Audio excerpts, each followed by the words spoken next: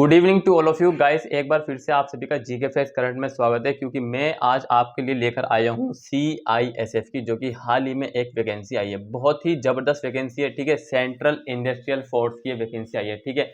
540 पद इसमें जो है आपको मिलने वाले। कितने मिलने वाले? 540 इसमें आपको पद मिलने वाले, जिसमें जो है इसको दो पार्ट्स में डिवाइड किया गया। एक पार्ट्स में आपको 122 जो क्या मिलेंगे, 122 ASI असिस्टेंट सब इंस्पेक्टर, और दूसरे पार्ट में जो कि 418 वहां पर आपको जो कांस्टेबल मिलने की है, ठीक है। सो 540 वैकेंसी इसमें दी गई है। CISF central industrial security force की दी गई है। साथ ही ये जितने पॉइंट्स आपको दिख रहे हैं यहाँ पर, important date, exam fee, age limit, vacancy detail, है ना, और eligibility criteria plus education, plus यहाँ पर एजुकेशन लिख लेना, ठीक है, EDU, और relaxation age, in hand salary, और एग्जाम सेंटर, और जॉब प्रोफाइल। सो इन सभी पॉइंट्सों को मैं आपके साथ डिस्कस करने वाला हूँ। सबसे पहले यहाँ पर बात करते हैं फर्स्ट पॉइंट की। जो फर्स्ट पॉइंट दिया गया है, क्या दिया है यहाँ पर? दिया है इंपॉर्टेंट डेट। सो देख सकते हैं आप यहाँ पर जो इंपॉर्टेंट डेट है, देखिए ये जो वैकेंसी आई थी ये आई है 26/9/2022 को, मतलब कि कल इसका अनाउंस, मतलब कि कल ये आ गई है सरकारी रिजल्ट पे, ठीक है। वहां से जाकर आप इसको फिल कर लेना। और इसकी जो लास्ट डेट है वो है 25/10/2022। लास्ट डेट क्या है? लास्ट डेट है इसकी 25/10/2022, ठीक है। एग्जाम फी, एग्जाम फीस की अगर हम बात करें तो यहाँ पर जनरल और OBC और EWS, उन सभी इन तीनों कैटेगरी को 100 रुपए फी पेमेंट करना पड़ेगा। और SC ST और ऑल कैंडिडेट जो फीमेल है उनके लिए जो ये फ्री है, ठीक है।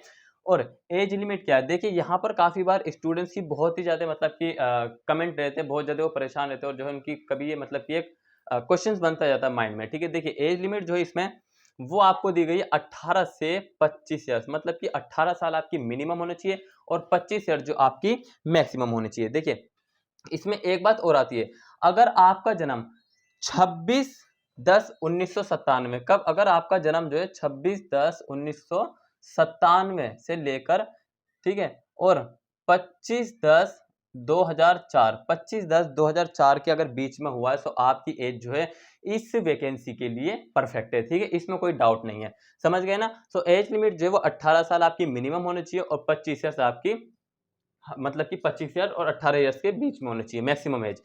और आपका जो जन्म है वो 26/10/1997 एज काउंट कैसे करते हैं? सो वो इसी को कहते हैं, यहाँ पर दिया होता है उसके अंदर, अगर आप जाकर नोटिफिकेशन चेक करेंगे वहां पर 26/10/1997 से लेकर 25/10/2004 के बीच में अगर आपका जन्म है, तो आप इस वैकेंसी के लिए एलिजिबल है। एलिजिबिलिटी क्राइटेरिया क्या है इसमें? हम एक तो मतलब कि जो फिजिकल ST होने वाला है, PS जिसको हम फिजिकल स्टैंडर्ड बोलते हैं वो, और प्लस एजुकेशन को इसमें डिस्कस करेंगे। देखिए एजुकेशन क्या चाहिए? एजुकेशन के लिए आपको सिर्फ ओनली क्या चाहिए? 10+2 चाहिए। क्या चाहिए? 10+2 चाहिए, वो भी किसी भी बोर्ड से, किसी भी, मतलब कि एनी बोर्ड हो सकता है जिससे भी आपको, मतलब कि जिससे भी आपने 10+2 कंप्लीट की हो, ठीक है। अब मैं बात करने वाला किसकी बात करते हैं हम? एलिजिबिलिटी, मतलब कि उसमें मैंने इसको उसी में ऐड कर दिया जो कि PS होता है ना, फिजिकल स्टैंडर्ड, वो। देखिए ये आपको समझ में आ गया, इसको मैं मिटो रहा हूं और फटाफट से स्क्रीनशॉट इसका ले लेना। नेक्स्ट देखिए हम PS को डिस्कस कर रहे हैं, फिजिकल स्टैंड जिसको बोलते हैं, ठीक है, PS, ठीक है, शॉर्ट में लिख दिया। देखिए यहाँ पर हाइट की अगर बात करें, किसी अगर यहाँ पर हाइट की बात करें, जो मेल है ना, और फीमेल, मेल को चाहिए 165 सेंटीमीटर और फीमेल को चाहिए 155 सेंटीमीटर, ये हुआ हाइट। चेस्ट की बात करते हैं। देखिए चेस्ट, चेस्ट जो फीमेल की तो नहीं नापी जाती, ठीक है, और मेल की कितनी? मेल की कितनी है? 77 से 81। 77 मतलब कि बिना फुलाए, और जो है 81 है किसके? फुलाव के। 81 नहीं, 82 इसको लिख लेना, ठीक है। 77 बिना फुलाव और फुलाव के 82, ठीक है। रिलैक्सेशन एज, रिलैक्सेशन एज में क्या दिया हुआ है? देखिए यहाँ पर जो दिया है कि अगर कोई भी, मतलब उस सर्विस में वर्क है, मतलब कि उस सर्विस में काम करता है जो भी, तो उसके लिए क्या है कि अपर एज उसकी कितनी है? जो OBC वगैरह, OBC वालों की बात करता हूं, जो है OBC के लिए जो दी गई है, कितनी दी गई है? 3 इयर्स दी गई है, ठीक है, OBC के लिए। और SC के लिए कितनी दी गई है? SC ST को दी गई है 5 साल। किसको? SC और ST को दी गई है 5 इयर्स की छूट, जो कि रिलैक्सेशन एज जो था एज पर जो उनका जो मतलब कि एज पर जो रूल होता है CISF का, उसके अकॉर्डिंग, और जो नोटिफिकेशन में दिया हुआ वहां पे, ठीक है। और दूसरा कि अगर कोई, मतलब कि कोई व्यक्ति जो कि उस सर्विस में पिछले 3 साल से लगातार अपनी सर्विस दे रहा है, पिछले 3 साल से अपनी सर्विस दे रहा है, और वो किस कैटेगरी में आता है? और वो आता है किसमें? मतलब कि 3 साल से, जो कि SC ST है 3 साल से, तो उसको 5 साल की छूट दी गई। कितने साल की छूट दी गई? 5 साल की छूट दी गई, जो कि SC ST है, ठीक है।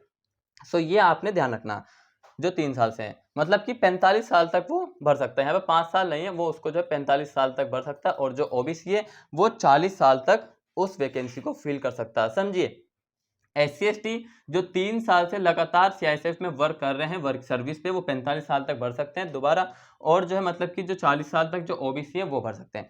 दूसरा यहाँ पे जो आता है रिलैक्सेशन का, जो 1984 और जो है 2002 के जो रिवॉर्ड्स थे, उनकी फैमिली में अगर कोई व्यक्ति की डेथ हो गई थी, ठीक है, उनको जो है कितने साल का, उसको जो मतलब कि जनरल और ईडब्ल्यूएस वाले उनको कितने का उनको दिया गया यहाँ पर 5 साल का, और जो SC ST उसको दिया गया, SC को 8 साल का और ST को दिया गया है 10 साल का।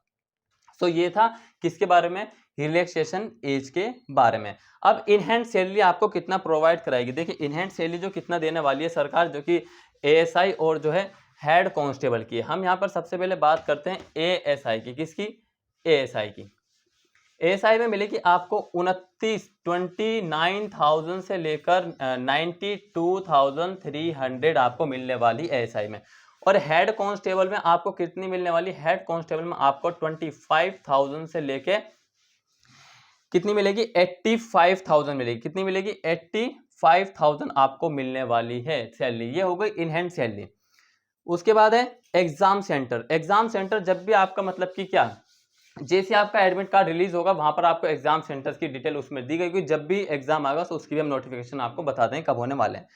जॉब प्रोफाइल ये देखिए, एक तो जैसे स्मारक होते हैं वहां पर मतलब कि इनकी जॉब लगाई जाती है, दूसरा इंडस्ट्रियल एरिया में, और तीसरी होती है कहां पर, जहां पर मेट्रो सिटी होती है। सो इन 3-4 जगहों पर जो है CISF को तैनात किया जाता है। ठीक है, सो ये थी इंपॉर्टेंट डिटेल जो कि CISF के बारे में, और इसकी जानकारी आपको तो मिल गई।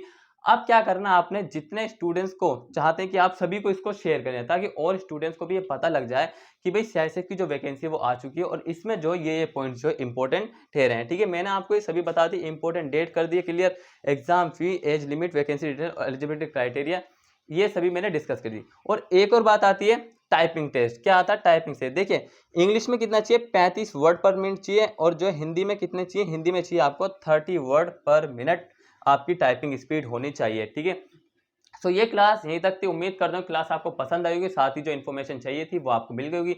इसी तरह की क्लास चाहते हैं तो भाई इस चैनल को सब्सक्राइब कर लेना, साथ ही शेयर कर देना, और जो टेलीग्राम का जो लिंक है जहाँ पे क्विज चलती है डेली ही 25 क्वेश्चंस की, वो भी डालना हमने चालू कर दिए। और 5 बजे जो है आपको एक और क्वेश्चन की एक और क्लास मिलती है जिसमें कि हम क्विज ही कराते हैं। ठीक है, 2 बजे एक करंट अफेयर, और 8 बजे आपको क्या मिलती है, वॉकिंग की क्लास।